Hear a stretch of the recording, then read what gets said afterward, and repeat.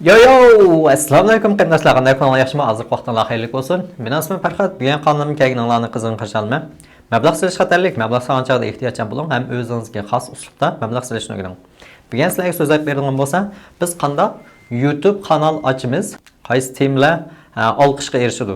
Shu tarafni men so'zlab beray. Men o'zim endi YouTube kanalini ochgan maqsadim, amaliyotda o'zimning passiv kirimim bor.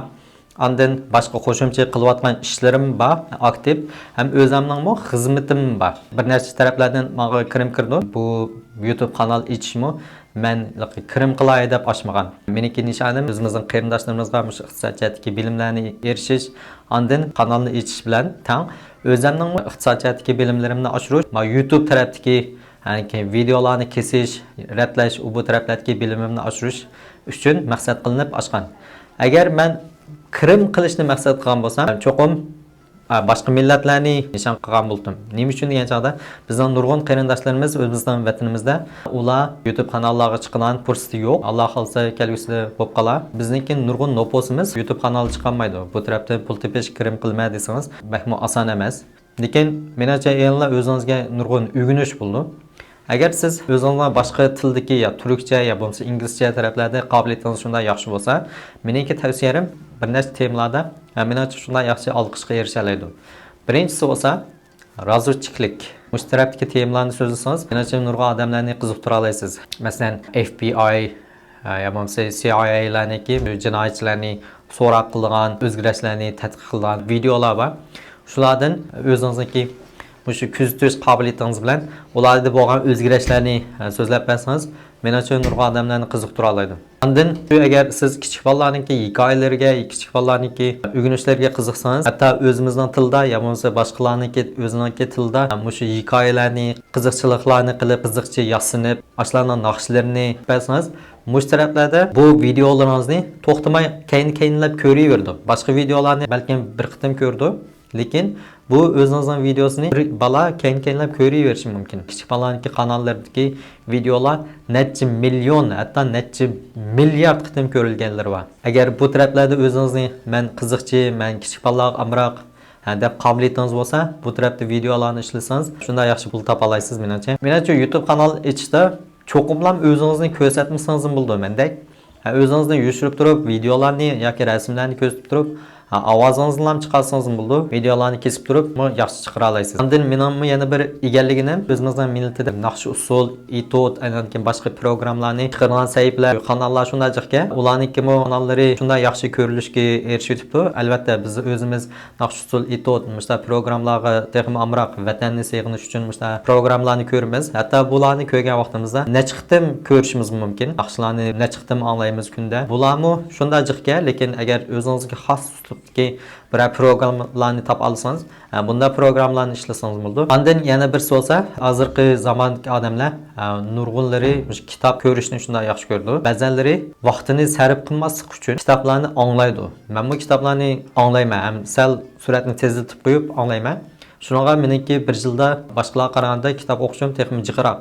Hamma odatga har qanday ish qilayotgan vaqtimda mashina degan vaqtimda albatta xulqim taqmayman. Mashina degan xulqingiz taqsangiz shunda xatarlik. Lekin men bolalarim bilan bir ishlanganchada unda anglayman. Ular bilan cho'qim markazlashib, ular bilan yaxshi o'ynashim kerak. Agar bu tarafda kitob o'qishdagi tarafda qobiliyatingiz bo'lsa, ya bo'lmasa ovoz berish jihatda qobiliyatingiz bo'lsa, qisqa qilib so'zlab bersangiz, nurg'un odam yaxshi ko'rdim. Yoki bo'lmasa o'zingiz shunday yaxshi ko'rgan har qanday sohada shunday yaxshi temalar jiq amaliyotda. O'zingiz agar uyan o'ynashni yaxshi ko'rsangiz, shularni agar yaxshiroq isbotlab tushuntira olsangiz, shularni video qilib chiqarsangiz bo'ldi, ya naq maydon qilsangiz bo'ldi, ya bo'lmasa boshqa xil elektronlik emas, amaliyotda o'ynaydigan qiziqarli o'yinlar bo'lsa, shularni chiqarsangiz bo'ldi. Ham hozir yana yaxshi taraqqiy qilayotgan o'sha vlog, hayotingizda bo'layotgan ishlarni chiqarsangiz-mi, nurg'un odam hozir pandemiyada boshqa qilgan ish yo'q. Vloglarni ko'rgan odamlar shunday jiq bo'lib ketdi. Shularni qilsangiz-mi, shunday yaxshi temalar bo'ldi. Yoki sizning o'zingizniki boshqa ortiqcha qobiliyatingiz bo'lsa, yaxshi yoki taboq etishga usta bo'lsangiz, yoki tatliq yasashga usta bo'lsangiz, yoki badan chiniqtirish, usul, o'rgatish degandek bu taraflarda o'zimizning shunday yaxshi YouTube kanallari bor. Men yaxshi ko'rdim. Yoki o'zingizning qobiliyatlarini men shu millatimga foydasi bo'lsin deb ishlasangiz bo'ldi. Bu cho'qimlam pul tepish yoki kirim qilish maqsad qilinmagan. O'zimning millatiga yordam bo'lsin, ham bir tarafdan o'zimniki shu ro'yi jihatdagi sog'lomligimga foydasi bo'lsin, ham o'rganish bo'lsin desangiz, bunda ishlasangiz bo'ldi. Men abayim shu kitob o'qish degandek, nurg'a odam shunda yaxshi jiq temalar bakchiq amaliyotda. Dunyo shu internet bilan bir-biriga bog'lanib ketdi. Xalqlarniki ideyalarini o'rganish uchun ko'radigan narsa, o'rganadigan narsa shunda jiqlab ketdi, lekin uningga hammasiga vaqtingiz yetmaydi. Shunga odamlar nima qiladi hozir? Nurg'un shu vaqtini sarf qilib uzun temalik bir idealik kinoni ko'rmay, shu videoda qisqa tushuntirib, mazmunli yerlarini tushuntirib qisqa qilib bir yarim soatlik, 2 soatlik kinoni 15 minut, 10 minut qilib ishlab bersangiz, nurg'un odam shunday kinolarni ko'rib olib ketdi. Albatta, texmo odamniki ko'ziga ta'sir qiladigan cho'ng tipdagi suriydilik kinolar bo'lsa, ularni amaliyotda rasmiy kinoxonaga berib, o'ziniki sizga har taraflardan anglash, ko'rish jihatlarida ta'sir qilgan bunda cho'ng kinolar bo'lsa, albatta odamlar yana vaqtini sarf qilib uni ko'rishni yaxshi ko'rdi, lekin bir ideyani yaxshi so'zlaydigan bir ideyani so'zlamoqchi bo'lgan bir kino bo'lsa, uningda uzun so'zilgan muzikasini anglab, davatgan gaplari shunda asta, bundaq vaqtini sarf qilishni yaxshi ko'rmaydi. Men shaxsan shunga men odatda texmi jiqroq kinolarni ko'ra olmayman, texmi jiqroq kitoblarni o'qiy olmayman odatga odamlardan. Chunki men mushtaq xalqlar so'zlab bergan mazmunlarni qisqalanib bergan videolarni ko'raman, ham ularni sal teziltib ko'rmayman. Yani kitaplarni o'qib berganlarnikini sal teziltib anglayman. Agar bu taraflarni yaxshi ko'rsangiz, yaxshi kesib, yaxshi videolarni ishlay olsangiz, menimcha chiq olqishlarga erisha oladi.